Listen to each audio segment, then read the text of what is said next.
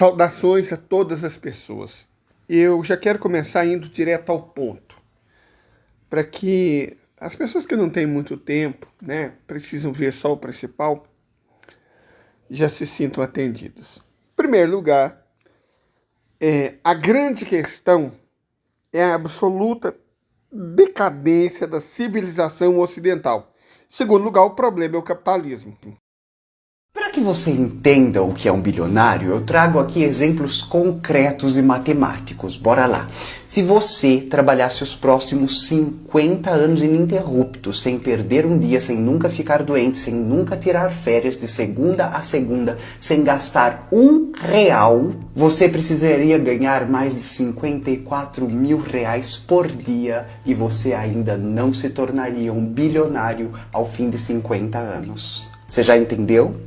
Que nenhum bilionário trabalhou para ser um bilionário, mas explorou outras pessoas que trabalharam para que ele juntasse o dinheiro suficiente para poder então viver de explorar outras pessoas? Ai, como o capitalismo é maravilhoso! O aumento do número de bilionários no mundo está intimamente ligado com o crescimento exponencial das desigualdades sociais do planeta. Muitos economistas e filósofos afirmam que esta será a última crise do capitalismo. Quem está dizendo isso não sou eu, é, por exemplo, o Financial Times, o maior caderno econômico da burguesia mundial, que numa edição muito recente estampava a capa de uma manchete. Capitalismo, será a hora de dar reset? Em terceiro lugar, aquele Estado faz o que está fazendo não é por causa da religião que supostamente o sustenta. É por causa do imperialismo, por causa do colonialismo, por causa do capitalismo, correto? A questão toda é essa.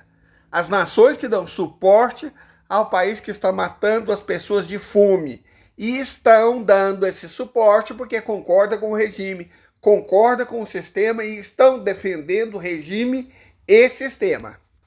O capitalismo e sua versão civilizacional, o Ocidente, é profundamente anti-espiritualista. Não é que ele seja laico, igual eles gostam de falar, não. Não é que eles sejam irreligiosos, não. Eles são anti-espiritualistas. Mas usar a religião para conseguir os objetivos é um dos métodos preferidos que eles têm. Fizeram isso com o judaísmo, através do sionismo. Fizeram isso com o cristianismo, criando o neopentecostalismo. Quer dizer, neopentecostalismo parece cristianismo, mas não é. Sionismo parece judaísmo, mas não é. E eu desconfio que o salafismo ande mais ou menos pela mesma seara. Para não falar do bahaísmo, certo?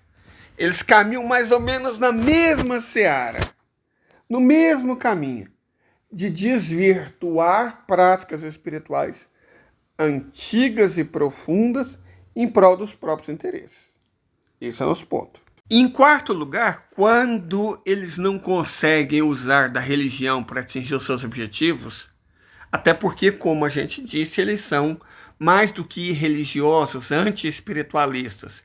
Então a tendência é que o número de praticantes de qualquer religião autêntica caia, porque é o que eles desejam.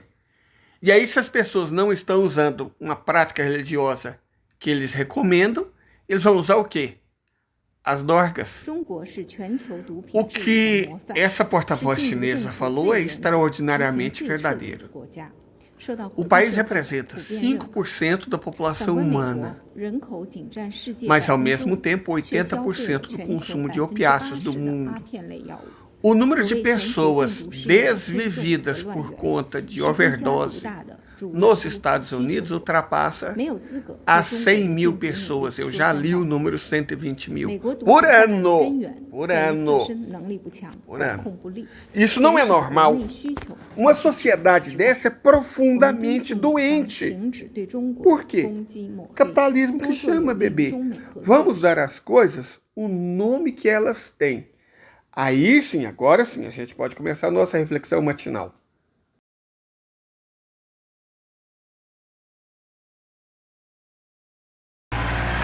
Bom dia, gente. Em Goiás, 7h30 da manhã. E assim,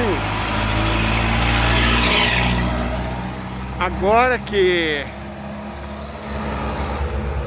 nós falamos do principal, levantamos os principais pontos, a gente pode debatê-los, certo? A gente pode debatê-los. Mas antes, deixa eu explicar uma coisa para vocês. Leider, você fez o primeiro vídeo, era 5:50 da manhã, que é um horário que eu basicamente sempre estou de pé. Porque esse agora é 7h30 da manhã, inclusive em Goiás, 7h30 da manhã, um belo azul, gente.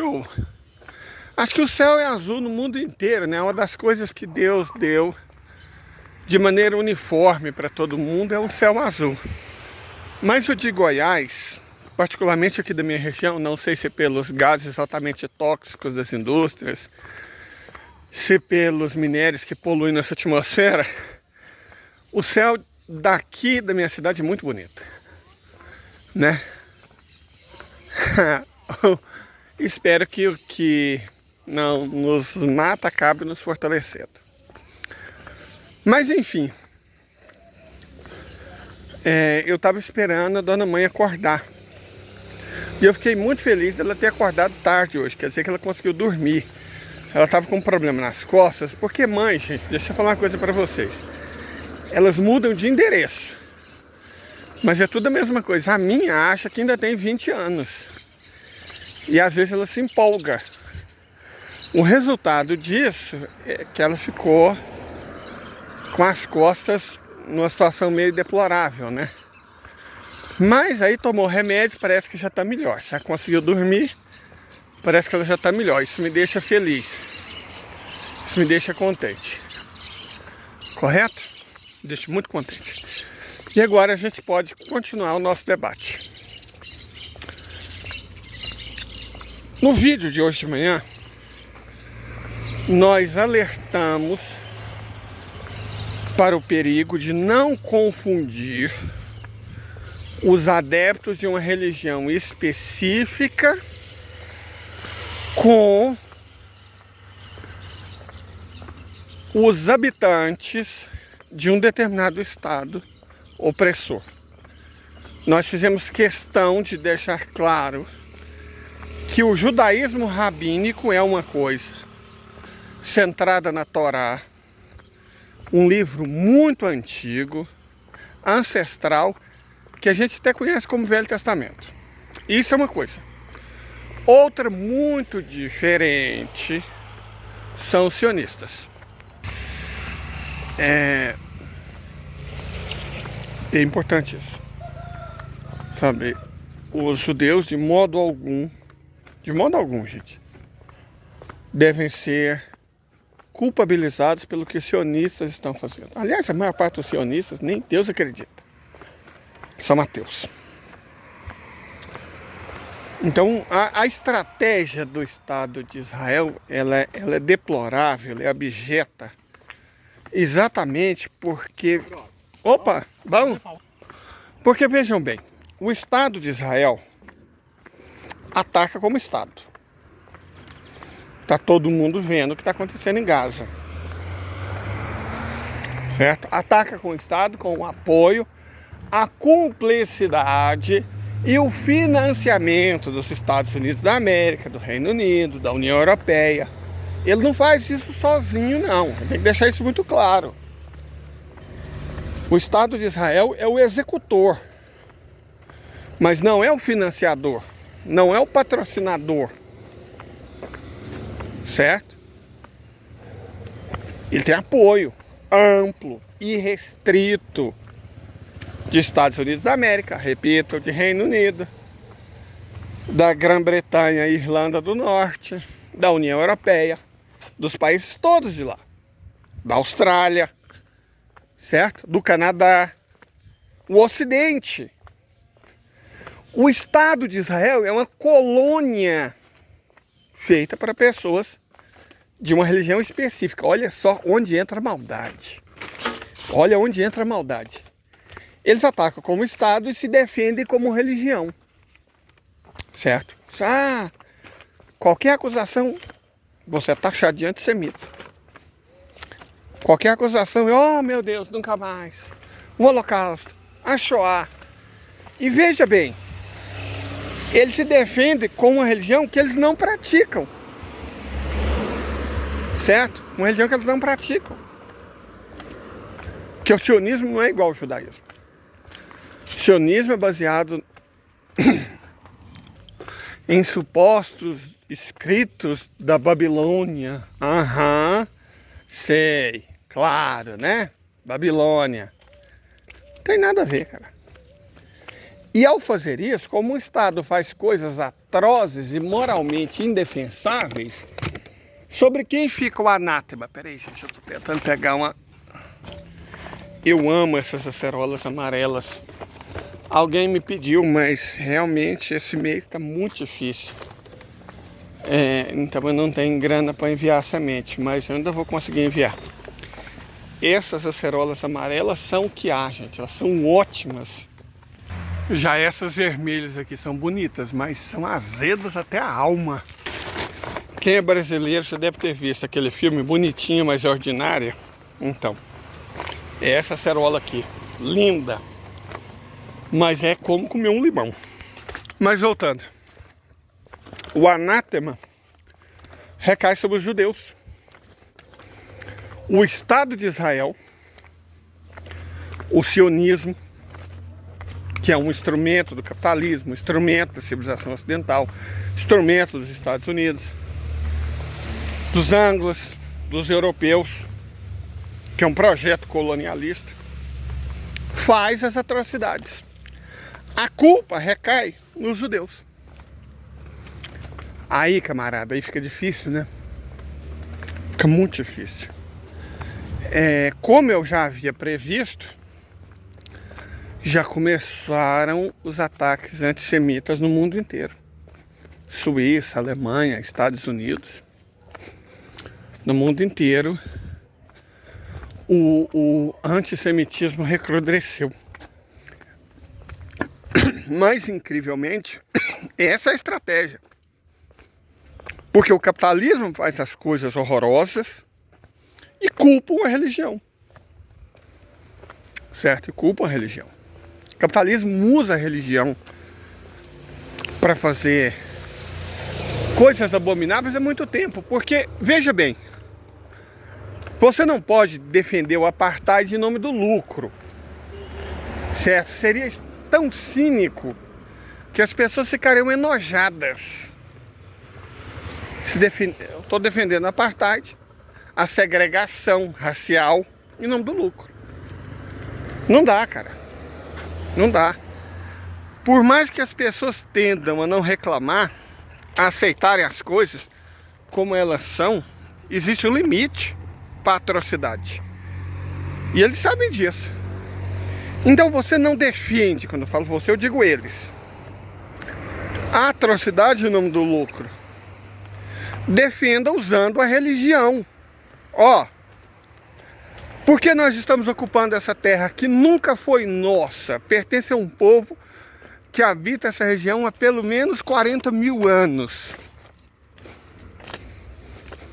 Nós estamos fazendo isso porque essa terra está lá num livro, né? Está lá num livro que ela é nossa. Deus quis assim. E aí como você argumenta com quem está usando o nome de Deus? Houve muita sabedoria dos próprios judeus quando um dos mandamentos, um dos primeiros diz: não usar o nome de Deus em vão. Certo? Não usar o nome de Deus em vão. Esse é um caso clássico do nome de Deus sendo usado em vão. Ele está sendo usado para justificar apartheid, genocídio, massacre, roubo, expropriação, assassinato, sequestro, tortura. Está usando o nome de Deus, cara. Isso é usar o nome de Deus em vão. É exatamente isso. Entenderam? Está usando o nome de Deus em vão.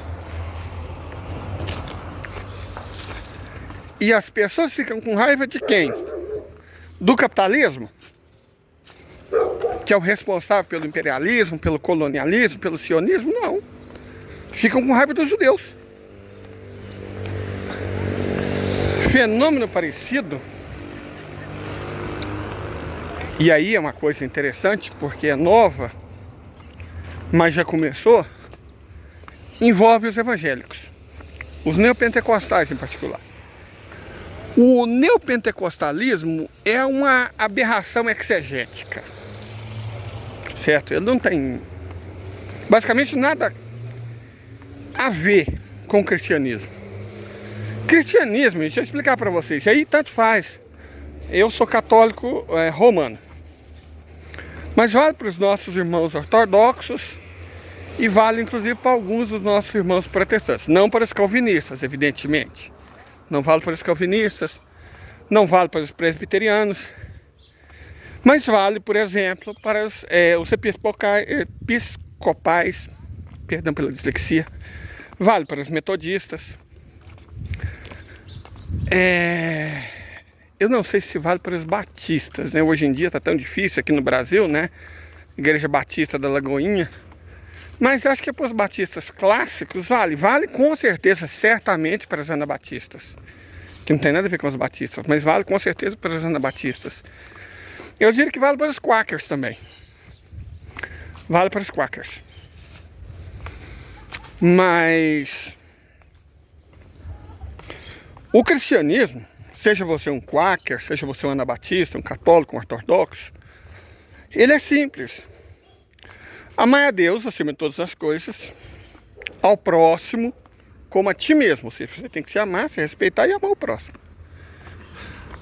Não julgue e não condene. Pronto, gente. O cristianismo é muito simples. Não tem esse negócio de dízimo, oferta. Você não se torna cristão pela prosperidade. Entrar num esquema para ser próspero é esquema de pirâmide, não é cristianismo. É pirâmide. Certo? Não tem nada a ver com cristianismo. A ideia-chave do dízimo era um tributo em alimentos, basicamente para o órfão, o pobre, a viúva e o estrangeiro. Não é essa aberração que os neopentecostais transformaram a instituição, não. Certo? Não tem nada a ver com isso. O que eles praticam é duvidoso que seja cristianismo. Mas aonde estão os interesses dos Estados Unidos, do Reino Unido, lá estão eles. O primeiro país a ser vítima disso não foi nem o Brasil, foi a China, no século XIX. Vocês já leram sobre a rebelião Taiping? Ela matou mais gente do que a Primeira Guerra Mundial. Ela assassinou chineses, milhões de chineses. Sabe qual que é a lógica da rebelião Taiping? Crentes, evangélicos chineses, evangélicos que aprenderam, né, com evangélicos, foram doutrinados por evangélicos britânicos. Eles chegaram à conclusão que um líder havia se autoproclamado irmão de Jesus e que ele dizia a verdade. E aí eles tentaram fazer uma crentocracia na China. Essa guerra civil entre crentes, não subestime os crentes, gente. Não subestime os crentes. Essa guerra civil entre crentes, evangélicos e o Estado chinês resultou em mais mortes que a Primeira Guerra Mundial. Esse é o protestantismo. É isso. O sionismo, originalmente, nós já falamos muito sobre isso, ele surgiu como doutrina evangélica, protestante, chamado restauracionismo. É só googar restauracionismo. Vocês vão descobrir muita coisa sobre as origens. É o pentecostalismo, neopentecostalismo. Isso surge nos Estados Unidos, na costa oeste, na Califórnia, começo do século XX. Então, eles usam essas aberrações religiosas para a prática do mal, O mal, gente, o mal existe. A gente tá acostumado a rir de filme americano, né? Com aquela diferenciação infantil entre bem e mal, em qual o bem sempre são eles. O mal é chinês, o mal é árabe, o mal é russo, o mal é comunista. O bem é eles. E aí a gente pode cair na maior astúcia do diabo, que é fazer crer que ele não existe. O mal existe, existem pessoas ruins. Mesmo se você for ateu, agnóstico, irreligioso, você há de reconhecer que o mal existe, existe a maldade. E existe a maldade, existem pessoas maldosas, existem sistemas orientados para o mal, para a perversidade, para a perversão. Aliás, a relação entre bilionários e aquela palavra que começa com pedo e termina com filia é uma prova inconteste dessa coisa que chamamos de perversão. Certo? Existe, cara. O sistema é feito para isso. Aliás, qual que é o paraíso dos pedófilos? Qual que é o paraíso dos pedófilos? Qual país vocês acham que é onde todos eles vão se esconder? Começa com is e termina com el. Porque é o mesmo sistema, cara. É o mesmo sistema. Qual o único bilionário que foi preso nos Estados Unidos? Você se lembra dessa história? O único bilionário que foi preso nos Estados Unidos? A China prende e aplica a lei contra os bilionários. A Rússia também aplica a lei contra os bilionários. O Irã. Mas os Estados Unidos não, nunca. Com uma exceção. O único bilionário foi preso e suicidado na prisão. Estava envolvido com o quê? A serviço de quem? Porra. Tá óbvio o link que existe entre essas coisas. Tá evidente. Sabe? Não é uma coincidência, não é algo que simplesmente aconteceu. Como se fosse, sei lá, cogumelos brotando após o início da primavera. Ou nas regiões tropicais após o início da estação das chuvas. Não. É o objetivo. É igual às dezenas de milhares de crianças desvividas nessa guerra. Vocês acham que isso é um acidente? A foto icônica que correu o mundo ainda está correndo e vai ser o símbolo para sempre do Estado de Israel. Aquela criança de pendurada, uma grade sem as pernas, com o braço da mãe ainda entre ela e a grade. Aquilo foi um acidente? Vamos relembrar o que foi aquilo? Vamos relembrar o que foi aquilo. Vamos relembrar. Sabe o que foi aquilo? O Estado de Israel argumentou que lançou o ataque para libertar 2 reféns. Só que esses 2 reféns já estavam libertados. Eles já estavam livres. Traduzindo, o Estado de Israel mentiu. O Netanyahu mentiu. Não foi para libertar refém coisa nenhuma, porque os reféns já estavam livres. Foi proposital. A escolha dos alvos foi proposital, não foi um acidente. Foi um crime de guerra. E quando se sucedem crimes de guerra em cima de crimes de guerra, nós não temos mais crimes de guerra. Nós temos crimes contra a humanidade. E o que faz o Ocidente? Dá dinheiro para eles. Os Estados Unidos acabaram de liberar mais, acho que 17 bilhões de dólares para eles, cara. O Ocidente dá dinheiro para eles. Dá apoio para eles. Prende quem não concordar com eles, silencia quem criticá-los. Não teve uma ministra feminista dos direitos humanos, olha só essa palavra, direitos humanos, dos direitos humanos na França, que falou que não vai dar dinheiro para nenhum grupo que não defendeu o Estado de Israel? Então, é isso, gente. Acaba que com os evangélicos a tendência é que esse fenômeno comece a acontecer. Porque o arquétipo do pastor ladrão acho que já está muito bem estabelecido nesse país. Eu lembro quando eu morava na Serra da Mantiqueira, um vizinho lá que me vendeu umas cabras falou, oh, não sei o que, eu sou evangélico, mas não sou desses não. E no fim ele era desses sim, sabe? Complicado, porque aí é um caso que a gente escuta o seguinte.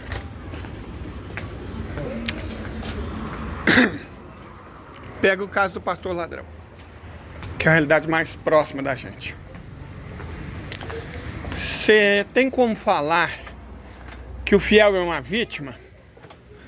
Olha, isso não é certo. Porque o cara tá lá pelo dinheiro. O cara tá lá pelo enriquecimento pessoal. O cara tá lá para comprar Deus. Certo? Com dízimo, com oferta, o cara quer comprar Deus. Deus tem a obrigação. Cara, eu sempre achei a frase Deus é fiel, eu sempre achei ela meio herética. Como assim Deus é fiel? Quem tem que ser fiel é a gente. Certo? Então, é difícil você culpar as pessoas. Mas é difícil inocentá-las também.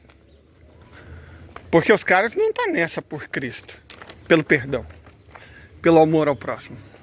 Na verdade, se a gente observa o que anda acontecendo, a gente vê que está muito longe disso. Os detratores do padre Júlio Lancelotti são quase todos evangélicos. Quase todos evangélicos. Aí não é questão religiosa. O problema é a parafobia. E veja o que o próprio Jesus diz sobre a questão. É mais fácil um camelo atravessar o buraco de uma agulha do que um rico entrar no reino dos céus. E um cara que tentou seguir, ele falou, claro, então beleza, vende, dá tudo que tem aos pobres e me segue. O cara seguiu? Não seguiu. Só tinha um rico seguindo Jesus, Mateus. O resto era tudo pobre, cara. Tudo fodido. São Bartolomeu teve uma morte horrível. E antes dessa morte horrível, a família dele teve uma morte horrível. Pedro era pescador. Pessoa simples. Sabe, e... Bom, e claro que isso acontece na Igreja Católica também. E não coincidentemente, versões criadas nos Estados Unidos, como os carismáticos. O movimento carismático é norte-americano. Certo? É norte-americano, são evangélicos que supostamente comungam. Né? Mas tem o xalabrum, xabreico. São radicais, são fundamentalistas. O que é... Cara, se a pessoa é fundamentalista, não tem como ser católico. Deixa eu explicar para vocês uma coisa básica. O que é fundamentalismo? Fundamentalismo é tomar um texto religioso como histórico. Simples assim. Seguir ao pé da letra. Isso é fundamentalismo. Não tem como ser xiita e fundamentalista. Porque o xiismo é exegese. Não tem como ser católico e fundamentalista. Porque o catolicismo é exegese, é hermenêutica, é interpretação. Não tem como ser judeu e fundamentalista. Porque o judaísmo é profundamente exegético. Basta ler Maimônides. Agora, se você é sionista, você é fundamentalista. Se você é neopentecostal, você é fundamentalista. Não estou dizendo que você é uma pessoa ruim. Não é um juiz de valor. Você é fundamentalista. Porque você acredita naquilo como verdade histórica. certo? Se você é salafita, você é fundamentalista. Se você é Bahá'í, bom, nem muçulmano você é, óbvio, né? Então, esse lance de usar a religião para alcançar os seus intentos, cara, porra. Olha a colonização da América do Norte. Qual foi o lance da colonização da América do Norte? Nós só queremos um lugar para praticar a nossa fé, né?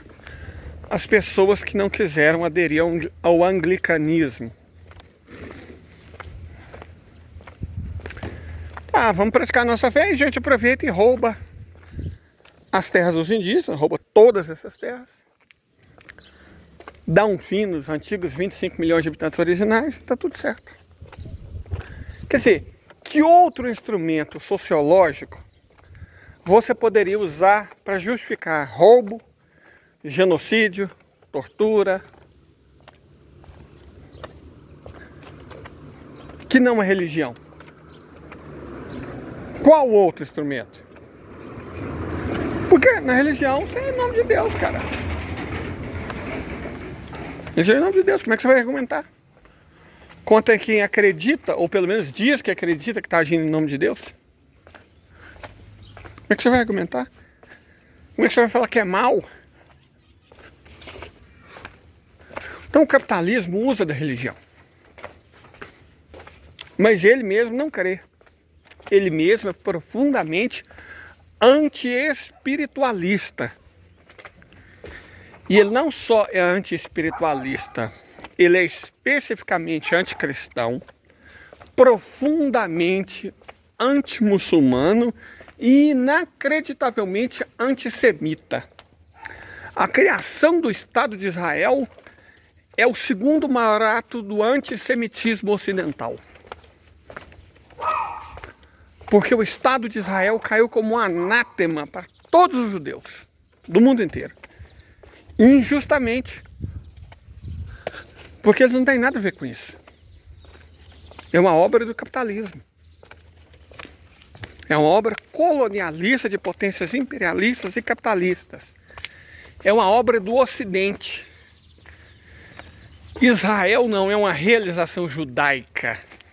Israel é uma realização ocidental e capitalista. Isso tem que ficar muito claro. Porque na nossa luta a gente não pode incorrer na maldade. Não pode ser frouxo, não pode ser fraco, não pode ser pusilânime, não pode ser vacilante. Mas não pode ser mau. Para isso é necessário, saber que de fato nós temos inimigos. E 2, saber quem são eles. Ok? Tenham um ótimo dia.